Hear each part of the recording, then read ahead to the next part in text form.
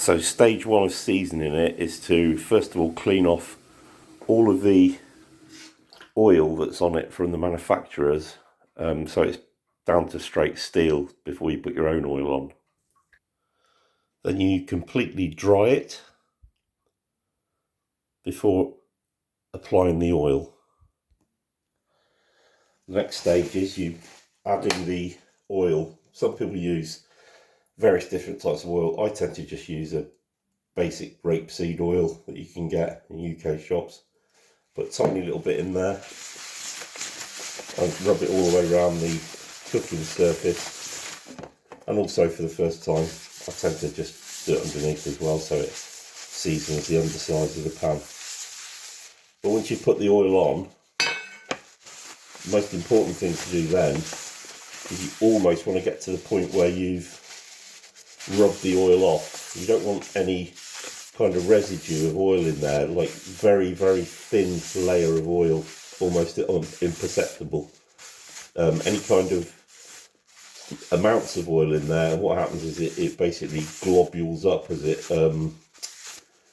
it heats up, and that's not what you want at all. So the next stage after that is to heat it up. So what you're looking for here is an even heat underneath.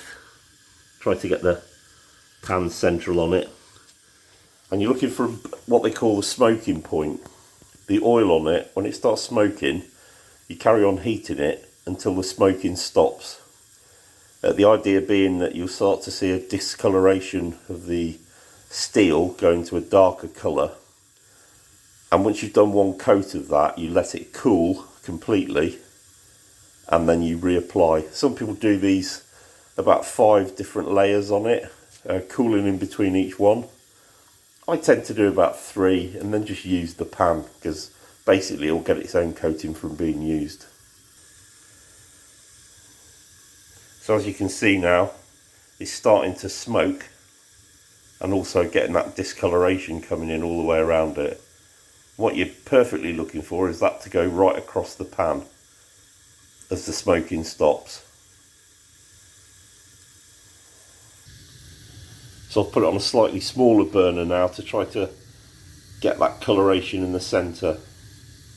But you can see it's massively changing colour. That's exactly what you want. So now you just have to let it cool down to room temperature and then reapply another thin coat and go through exactly the same process again.